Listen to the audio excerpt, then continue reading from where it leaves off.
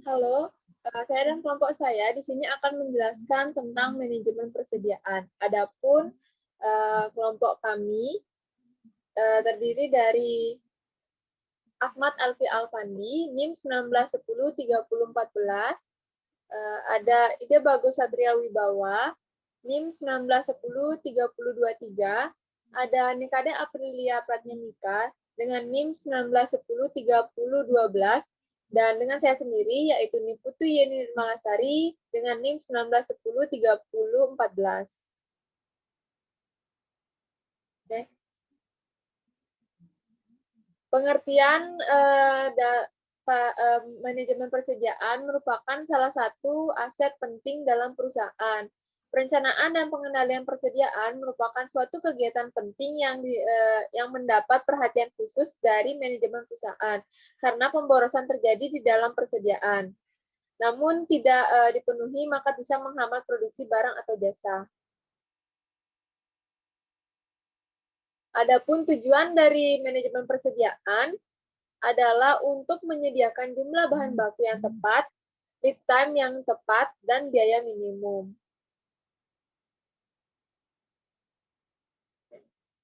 Lalu jenis persediaan perusahaan ada 3. Yang pertama yaitu persediaan bahan baku. Persediaan bahan baku merupakan salah satu jenis persediaan yang pertama.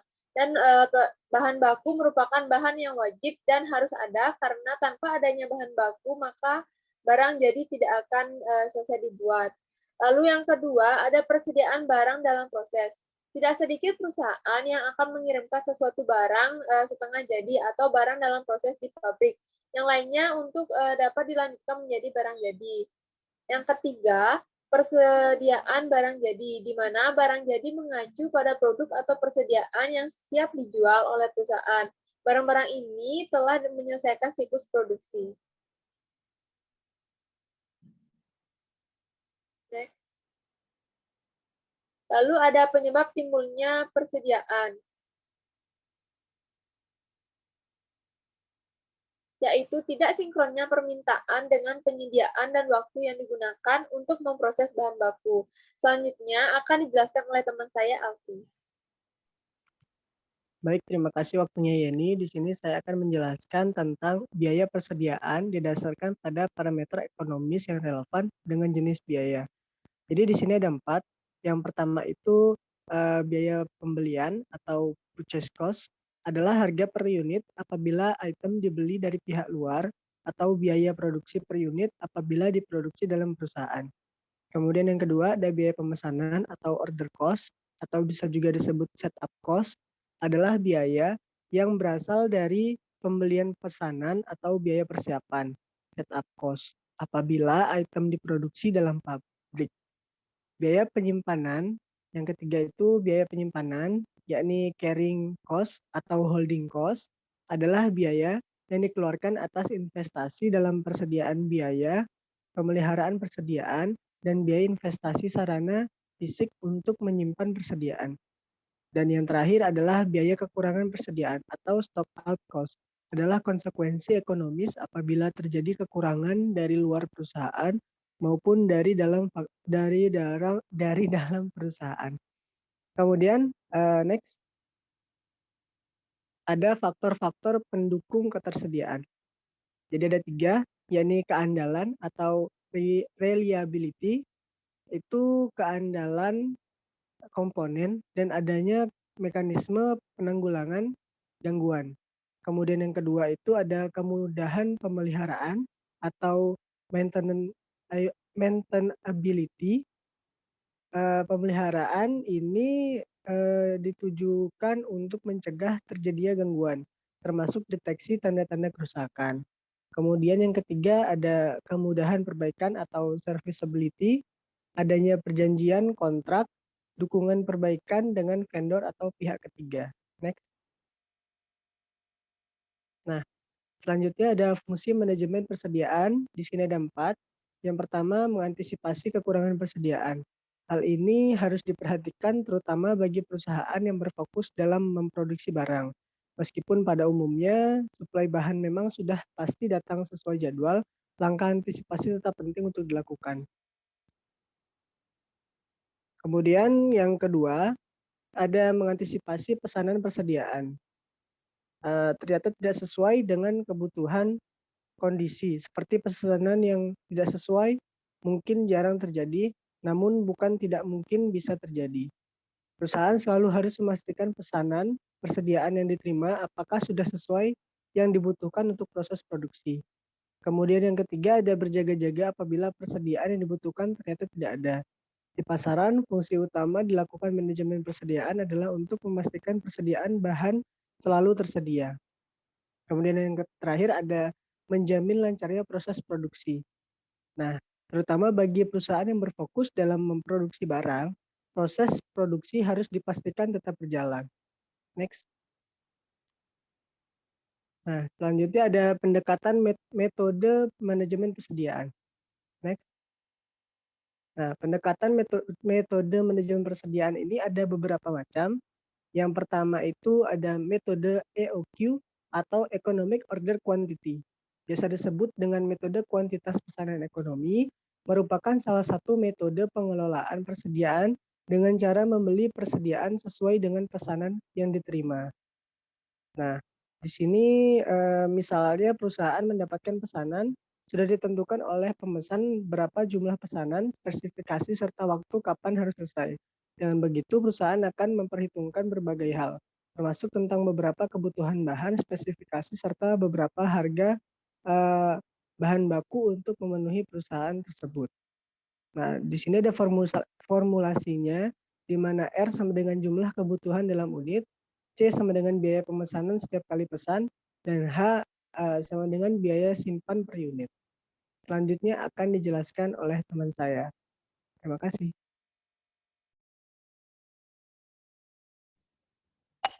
Baik, kali ini saya akan menjelaskan tentang metode MRP atau Material Requirement Planning.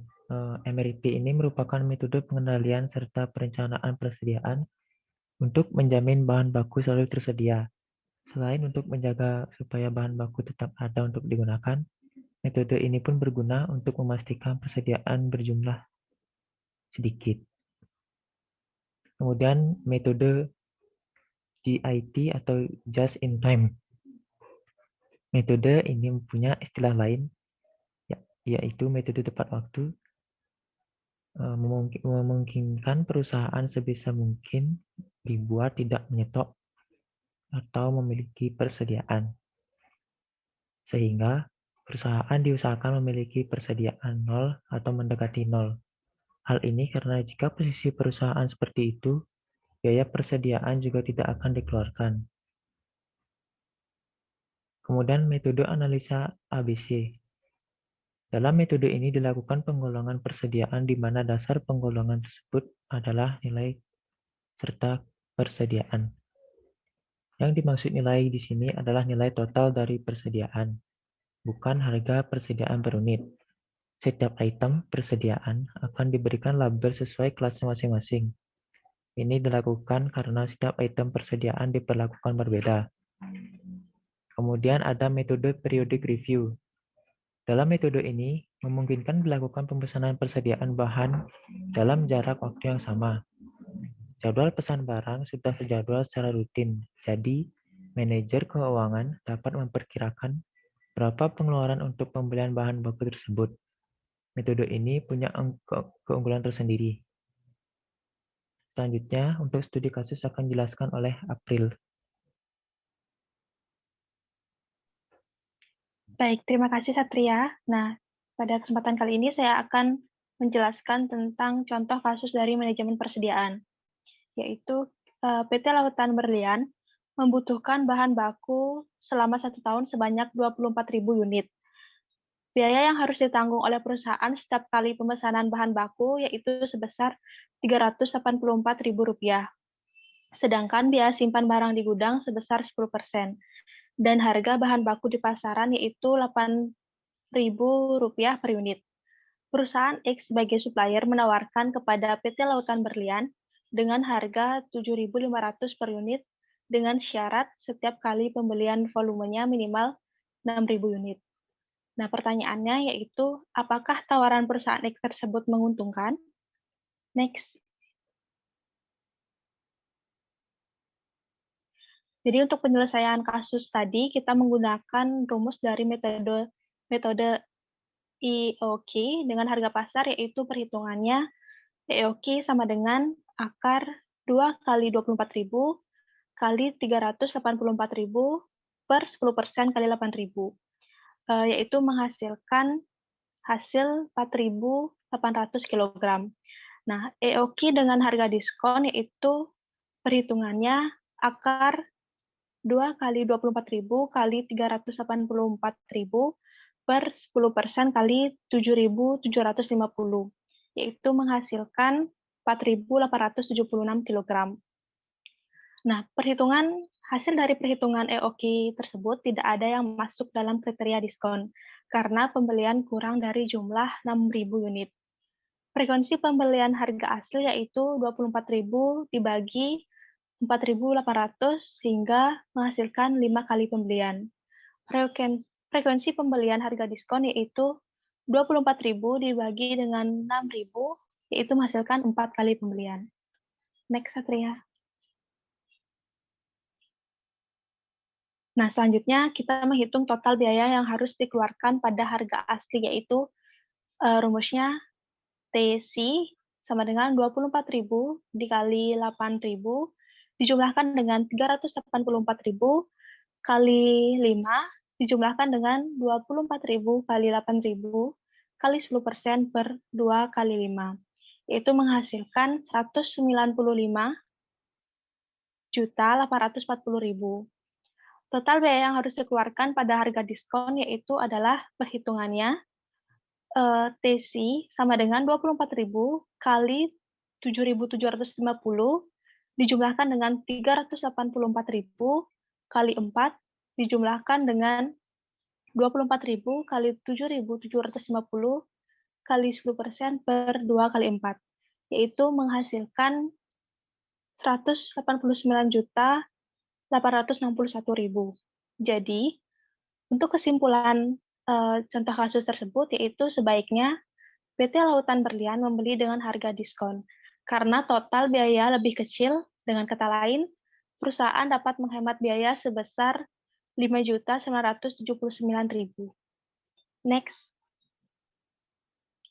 Nah, berikut ini merupakan referensi yang kami dapatkan untuk materi manajemen persediaan kali ini. Baiklah, demikian presentasi dari kelompok kami. Jika ada kata-kata ataupun pemaparan materi yang kurang berkenan, kami mohon maaf. Dan akhir kata kami ucapkan terima kasih.